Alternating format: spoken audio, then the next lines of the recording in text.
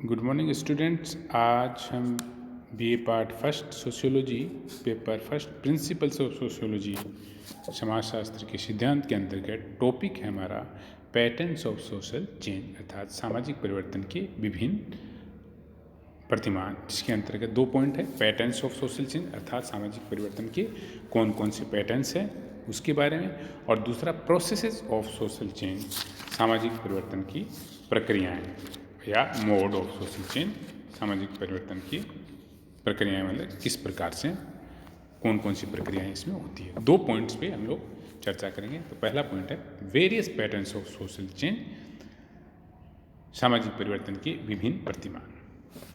सामाजिक परिवर्तन का स्वरूप भिन्न भिन्न क्षेत्रों में भिन्न भिन्न प्रकार का होता है।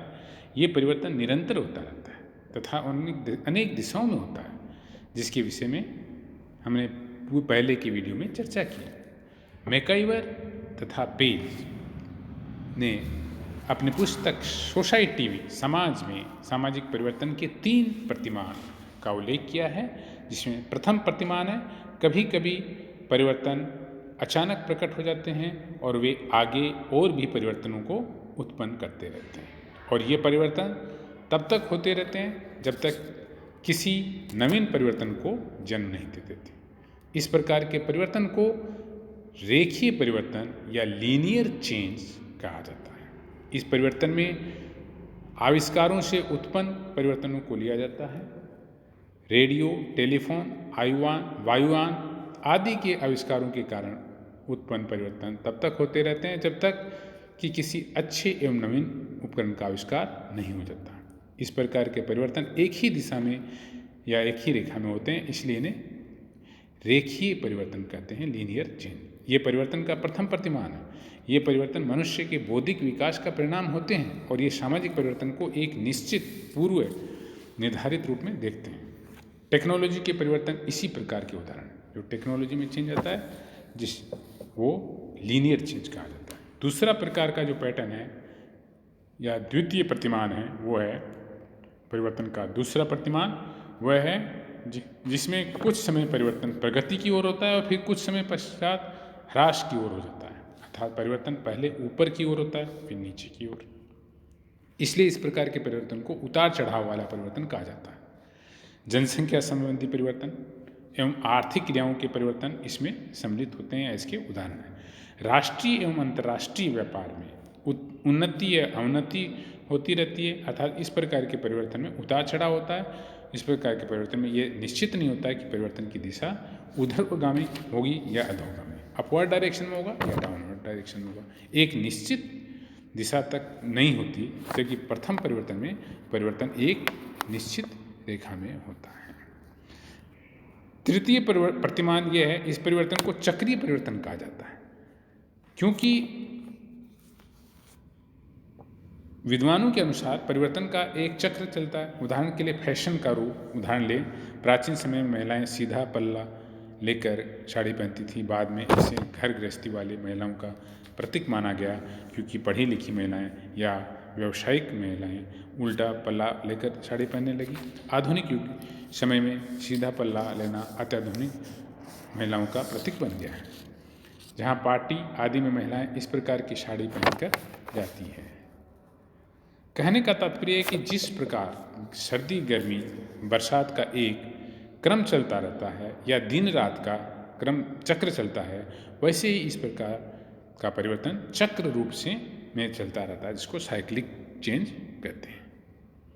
मानवीय क्रियाएं, राजनीतिक आंदोलन, सामाजिक मूल्य, अलंकरण, सौंदर्य प्रसाधन आदि के क्षेत्र में ऐसा ही प्रतिमान पाया जाता है, जिसमें एक के बाद दूसरा तीसरा और पुनः वही चक्र दोहराया जाता है और पुनः वहीं लौटकर आ जाते हैं जहाँ से परिवर्तन का प्रारंभ हुआ था। अब इसमें एक महत्वपूर्ण पॉइंट ये आता है कि सोशल चेंज और कल्चरल चेंज सामाजिक परिवर्तन एवं सांस्कृतिक परिवर्तन क्या होते हैं या इनमें क्या अंतर है। तो प्राय सामाजिक परिवर्तन एवं सांस्कृतिक परिवर्तन दोनों को एक ही मान लिया जाता है, लेकिन दोनों भिन्न भिन्न अवधारणाएं हैं। अतः सामाजिक परिवर्तन को स्पष्ट रूप से समझने के लिए सांस्कृतिक परिवर्तन से इसकी भिन्नता को समझना होगा। समाज और संस्कृति, सोसाइटी एंड कल्चर दो भिन्न भिन्न संप्रत्यय हैं, अतः दोनों के परिवर्तन भी भिन्न भिन्न होंगे। लेकिन दोनों को एक मानने का भ्रम इस कारण होता है कि अनेक समाज वैज्ञानिकों ने, सोशल साइंटिस्ट ने सामाजिक परिवर्तन की अवधारणा बड़े विस्तार से की है। जैसे गिलिन ने अपनी सामाजिक परिवर्तन की परिभाषा सांस्कृतिक परिवर्तन पर की। उनके विचार में जीवन की स्वीकृत विधियों में होने वाले परिवर्तन, चाहे वे भौगोलिक दशाओं के परिवर्तन से हुए हो अथवा सांस्कृतिक साधनों आदि से, सामाजिक परिवर्तन कहलाते हैं। इसी प्रकार मेरिल व एल्ड्रिन भी मानवीय क्रियाओं में परिवर्तन को सामाजिक परिवर्तन कहते हैं। इसी प्रकार गिलिन ने भी अपनी समाजीकरण की परिभाषा में समाजीकरण को ऐसी प्रक्रिया बताया है जो व्यक्ति को समाज का क्रियाशील सदस्य बनाती है। अर्थात व्यक्ति समाजीकरण के बिना समाज से अलग हो जाएगा, वह संस्कृति से भी बहुत दूर हो जाएगा। दूसरी ओर मेलिनोव्स्की एवं हर्शकोविज जैसे विद्वानों ने जीवन पद्धतियों एवं मानव क्रियाओं को संस्कृति माना है। जीवन पद्धतियों एवं मानव क्रियाओं को संस्कृति माना है। वे ऑफ लाइफ और human activities are part of culture. इन सभी परिभाषाओं के उपरांत प्रश्न ये उठता है कि जीवन पद्धतियों एवं मानव क्रियाओं में परिवर्तन को सामाजिक परिवर्तन कहा जाए अथवा सांस्कृतिक परिवर्तन कहा जाए।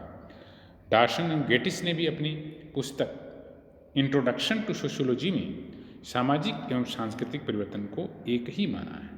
उन्होंने कहा है कि सामाजिक परिवर्तन ही है क्योंकि संपूर्ण संस्कृति अपनी उत्पत्ति, अर्थ एवं प्रयोग में सामाजिक होती है। वास्तव में सामाजिक परिवर्तन से सांस्कृतिक परिवर्तन में भिन्नता है। समाज में होने वाले परिवर्तन सामाजिक परिवर्तन है, जबकि संस्कृति में होने वाले परिवर्तन सांस्कृतिक परिवर्तन है। क्योंकि समाज और संस्कृति भी दो भिन्न भिन्न संप्रत्यय। समाज का निर्माण सामाजिक संबंधों से होता है। Society is a network of social relations. समाज सामाजिक संबंधों का जाल है, जबकि संस्कृति का निर्माण मानव निर्मित भौतिक वस्तुओं और अभौतिक तथ्यों से होता है। संस्कृति के इसलिए दो पक्ष कहलाते हैं। भौतिक पक्ष जिसमें समस्त वे वस्तुएं सम्मिलित हैं जो मूर्त हैं, जिनका आकार प्रकार होता है, जिन्हें देखा व छुआ जा सकता है, जैसे मकान, रेडियो, रेल, मोटर, मशीनें, बर्तन इत्यादि, जो मनुष्य द्वारा निर्मित है, ह्यूमन मेड है। संस्कृति का दूसरा अभौतिक पक्ष है, जिसे देखा व छुआ नहीं जा सकता, केवल अनुभव किया जा सकता है। इसमें ज्ञान, विज्ञान, प्रथा, जनरीतियाँ, रूढ़ियाँ, लोकाचार आदि समाहित है। सामाजिक परिवर्तन संस्कृति के अभौतिक पक्ष से संबंधित है, जबकि सांस्कृतिक परिवर्तन संस्कृति के भौतिक अथवा भौतिक दोनों पक्षों से संबंधित है। इस अर्थ में सामाजिक परिवर्तन सांस्कृतिक परिवर्तन का एक अंग है। सांस्कृतिक परिवर्तन सामाजिक परिवर्तन की तुलना में अधिक व्यापक है। डेविस ने इन दोनों में पाए जाने वाले अंतर को इस प्रकार स्पष्ट किया है कि सामाजिक परिवर्तन से हमारा तात्पर्य केवल उन परिवर्तनों से हैं जो सामाजिक संगठन में होते हैं, अर्थात समाज की संरचना और समाज के कार्यों में होने वाले परिवर्तन। सामाजिक परिवर्तन में वे सब परिवर्तन सम्मिलित हैं जो संस्कृति की किसी भी शाखा में होते हैं, जैसे कला, विज्ञान, दर्शन, फैशन, कानून, साहित्य आदि में, तथा सामाजिक संगठन के रूपों और नियमों में होने वाले परिवर्तन। अर्थात सांस्कृतिक परिवर्तन सामाजिक परिवर्तन की तुलना में अधिक विस्तृत व व्यापक है।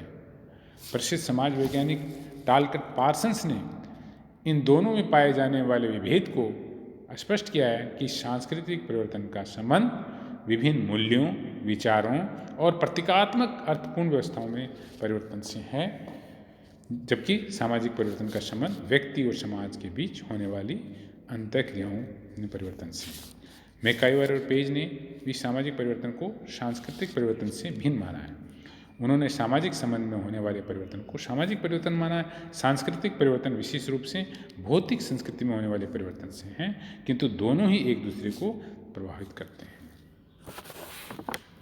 संस्कृति में परिवर्तन होने पर समाज में भी परिवर्तन होते हैं, उसी भांति सामाजिक परिवर्तन होने पर संस्कृति में भी परिवर्तन होता है। दोनों के अंतर को स्पष्ट इस प्रकार किया जा सकता है कि सामाजिक परिवर्तन सामाजिक संबंधों में होने वाले परिवर्तनों से संबंधित है, जबकि सांस्कृतिक परिवर्तन संस्कृति के भौतिक एवं अभौतिक, मेटेरियल और नॉन मेटेरियल दोनों पक्षों में होने वाले परिवर्तनों से सम्मिलित है। दूसरा, सांस्कृतिक परिवर्तन सामाजिक परिवर्तन की तुलना में अधिक विस्तृत है। सामाजिक परिवर्तन के कारण सामाजिक ढांचे में परिवर्तन आता है, जबकि सांस्कृतिक परिवर्तन से संस्कृति के विभिन्न पक्षों में परिवर्तन आता है। फोर्थ पॉइंट है, सामाजिक परिवर्तन की गति सांस्कृतिक परिवर्तन की तुलना में तेज होती है। सामाजिक परिवर्तन प्राकृतिक कारणों तथा जानबूझकर किए गए परिवर्तनों के कारण उत्पन्न होते हैं और सांस्कृतिक परिवर्तन नियोजित एवं पद्धतियों के कारण उत्पन्न होते हैं। हम ये कह सकते हैं इस चर्चा के पश्चात कि सामाजिक परिवर्तन सांस्कृतिक परिवर्तन से संबंधित है और दोनों एक दूसरे को प्रभावित करते हैं। Thank you.